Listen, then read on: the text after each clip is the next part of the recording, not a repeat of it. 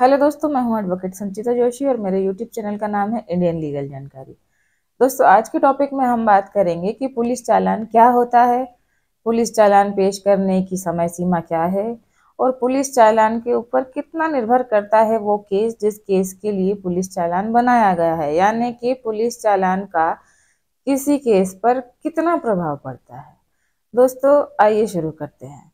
तो सबसे पहले तो हम ये जान लें कि पुलिस चालान जो होता है वह पुलिस चालान के नाम के अलावा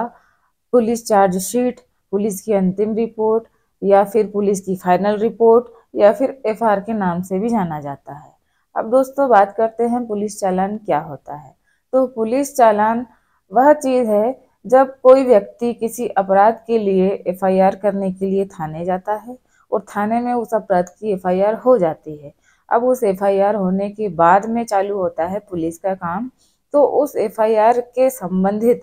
जो भी चीजें पुलिस को आवश्यक लगती हैं, जैसे कि पुलिस ने जो एफआईआर लिखी है, तो सबसे पहले तो जिस व्यक्ति ने एफआईआर की है यानी कि जो शिकायत करता है, जो फरियादी है, तो उस व्यक्ति का नाम, पता, एड्रेस, कहाँ घटना हुई है, कैसे घटना हुई है, किन किन लोगों ने उस घटना को देखा है, किन लोगों को उस घटना के संबंध में गवाही देने के लिए कोई परेशानी नहीं है, यानी कि किन लोगों को गवाह बनाया जा सकता है। अगर कोई मारपीट वाली चीजें हुई हैं, गंभीर चोट हुई है या बलात्कार हुआ है, तो ऐसे मामले में मेडिकल रिपोर्ट भी कराना होता है पुलिस को। अब इसके साथ आते हैं दूसरा पक्षकार जिसके खिलाफ शिकायत हुई है। तो अब उस व्यक्ति को कहाँ से पकड़ना है, यानी कि उसका एड्रेस, उसका मोबाइल नंबर, उसका नाम, उसके रिश्तेदार, उसके जान पहचान के लोग जिनके माध्यम से यदि बंदा फरार हो गया है तो उसको कहाँ से पाया जा सकेगा, ये सारी जानकारियां। फिर उसके ऊपर जो अपराध दर्ज किया गया है, जो भी उसने किया है, तो उससे संबंधित दस्तावेज, यानी कि अगर कोई मर्डर हुआ है या कोई क्षति हुई है, किसी हथियार का उपयोग हुआ है किसी मामले में, तो उस हथियार को जब्त करना, आरोपी को जब्त करने के बाद यदि उन मामलों में कोई अपराधी, यानी कि मान लीजिए एक अपराधी है और वो अपराधी फरार है, तो उसको पकड़ना। और अगर एक अपराधी नहीं है, मामले में एक से अधिक अपराधी हैं, और अगर मान लीजिए उदाहरण के लिए 4 अपराधी हैं जिसमें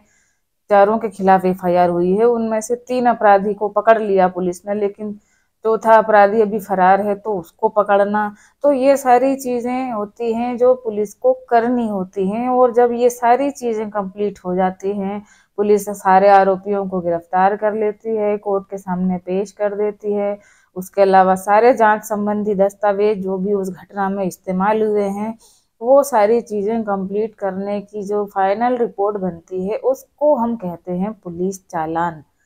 तो दोस्तों, आप समझ गए होंगे पुलिस चालान क्या होता है। अब आते हैं हम कि पुलिस चालान को कितने दिनों में कोर्ट में पेश करना होता है। तो दोस्तों, ऐसी कोई निर्धारित समय सीमा तो नहीं है, लेकिन यदि कोई अपराध 10 वर्ष से कम का है तो उस अपराध में पुलिस के पास 60 दिन का समय होता है, जिसमें वो ये सारी प्रक्रिया कंप्लीट करके अपनी फाइनल रिपोर्ट बना के उसे कोर्ट में पेश करना होता है, न्यायालय के सामने। यदि ऐसे मामले में पुलिस किसी अपराधी को नहीं पकड़ पाई है, कोई फरार है या कोई अज्ञात है जिसके बारे में जानकारी ही नहीं मिल रही, ऐसे मामले में यदि पुलिस 60 दिन से लेट हो गई है, तो पुलिस न्यायालय से परमिशन लेके इस चालान की अवधि को और आगे भी बढ़ा सकती है। लेकिन यहाँ पे अपराधियों के संबंध में लाभ ये हो जाएगा कि यदि कोई अपराधी जेल में है और 60 दिन का समय बीत चुका है, पुलिस ने अपनी रिपोर्ट पेश नहीं की है या नहीं कर पाई है, तो ऐसी स्थिति में यदि कोई अपराध 10 वर्ष से कम अवधि का है और कोई व्यक्ति जेल में है, तो उस व्यक्ति को 60 दिन पूरा होने के बाद जमानत दी जाएगी, क्योंकि ये प्रावधान में है। इसके साथ ही यदि कोई ऐसा अपराध जो 10 वर्ष से अधिक की सजा का है और आजीवन कारावास तक या मृत्यु दंड तक भी उसकी सजा हो सकती है या है, तो ऐसे संबंध में पुलिस के पास चालान पेश करने का समय होता है 90 दिन। ऐसे मामले में भी प्रक्रिया सेम है कि यदि कोई अज्ञात व्यक्ति है उसको ढूंढना है, अगर कोई फरार है तो उसको पकड़ना है, तो ऐसे में यदि 3 महीने यानी कि 90 दिन कंप्लीट हो भी जाते हैं और पुलिस अपना काम अभी तक नहीं कर पाई, तो पुलिस न्यायालय से परमिशन लेके उस अवधि को बढ़ा सकती है। उस अवधि को वो कितना बढ़ा सकती है ये तय नहीं किया जा सकता। कई मामलों में तो यह अवधि 1-1 साल भी हो जाती है, 2-2 साल भी हो जाती है। कई बार तो ऐसा भी होता है कि कोई अपराधी अगर हाथ ही नहीं लगा या उसके बारे में जानकारी ही नहीं लगी पुलिस को,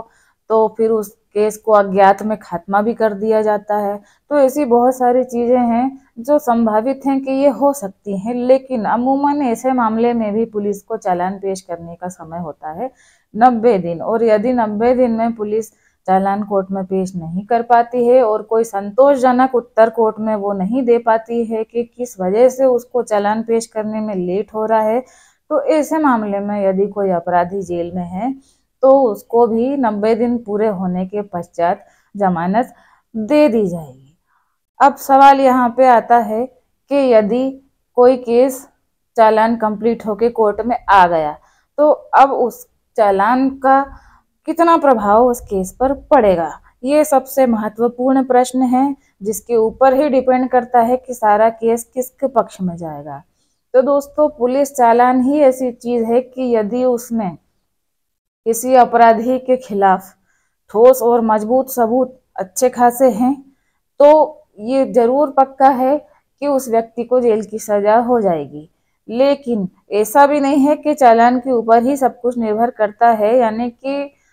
दोनों तरफ की बातें हैं। यदि कि फरियादी के पक्ष में सबूत ज्यादा है, यानी जो शिकायत उसने की थी, जैसी घटना होना उसने बताया है, यदि सेम वैसे दस्तावेज चालान में पुलिस ने लगा दिए तो चालान मजबूत माना जाता है और उसमें आरोपी का बचना मुश्किल है। लेकिन जस्ट उसका उल्ट अगर ऐसा होता है कि चालान में ऐसे दस्तावेजों की कमी है या फिर ऐसे दस्तावेज हैं लेकिन वो पूरी तरीके से स्पष्ट नहीं करते कि उस व्यक्ति ने ही वो घटना या जो भी घटना हुई है, जो क्षति हुई है, मारपीट हुई है या मर्डर हुआ है, जो भी हुआ है, तो वो उस व्यक्ति ने ही की है, इससे स्पष्ट साबित नहीं होता है। थोड़ा सा भी वहां पे अगर कोई गुंजाइश रह जाती है बचने की तो इसका लाभ आरोपी ले लेता है। लेकिन कुल मिलाकर बात यह है कि पुलिस चालान ही ऐसी चीज होती है जिसमें यह अंदाजा 90% तक लगा लिया जा सकता है कि केस किसके पक्ष में जाएगा। यानी कि जब आप कोई वकील करने भी किसी आपराधिक घटना में जाते हैं तो वो भी सबसे पहले आपको यही बोलेगा कि वो चालान देख के बताएगा कि आपका केस कितना मजबूत है या कितना कमजोर है।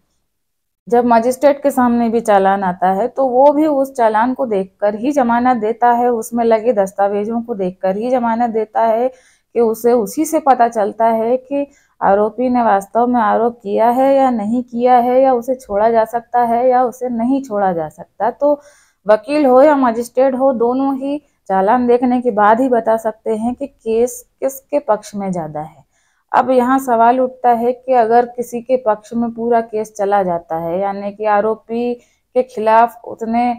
सबूत अगर लगा दिए हैं पुलिस ने कि अब उसका बचना मुश्किल है, तो ऐसे में क्या चालान देखकर ही डिसाइड हो जाएगा? तो ऐसा नहीं है। 90% तो चालान के हाथ में ही है, यानी कि चालान में जो कुछ है दस्तावेज वही अंतिम रिपोर्ट है, उसी के आधार पर पूरा केस चलेगा। उनमें से कोई भी दस्तावेज निकाला नहीं जा सकता या डिनाई नहीं किया जा सकता। लेकिन 10% संभावना जो बचती है जिसमें किसी व्यक्ति को बचाया जा सकता है, वो अब डिपेंड करता है उसके वकील के ऊपर कि सारे सबूत उसके खिलाफ हैं पक्षकार के। अब उसको 10% का जो मात्र लाभ ले सकता है उसमें ही उसे सारे गवाहों को क्रॉस करना है, सारे दस्तावेजों को डिनाई करना है और सारी परिस्थिति ऐसी बनानी है कि उस चालान को वो झूठा साबित कर सके या उसका इंटेंशन गलत हो सके या किसी भी प्रकार से उस कहानी को घुमाया जा सके। तो यहाँ पे चालान इस तरीके से आप समझ गए होंगे कि चालान के लगे दस्तावेज ही 90% तक डिसाइड करते हैं कि केस किसके पक्ष में जाएगा। लेकिन अब आगे का काम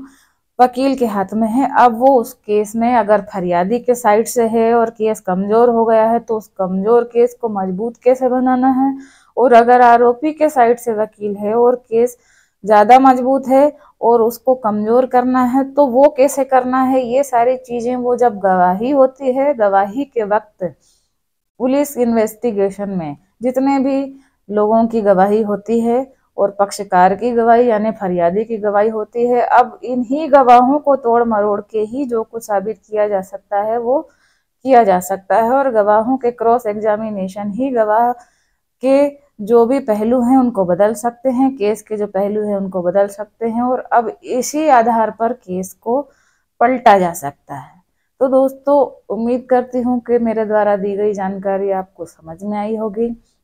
अगर आपको कोई कंफ्यूजन है या आप इससे रिलेटेड कोई सवाल पूछना चाहते हैं तो आप मुझे मैसेज कर सकते हैं, मैं आपको ज़रूर रिप्लाई करूँगी। ऐसी और ही जानकारी प्राप्त करने के लिए सब्सक्राइब कीजिए मेरा यूट्यूब चैनल इंडियन लीगल जानकारी।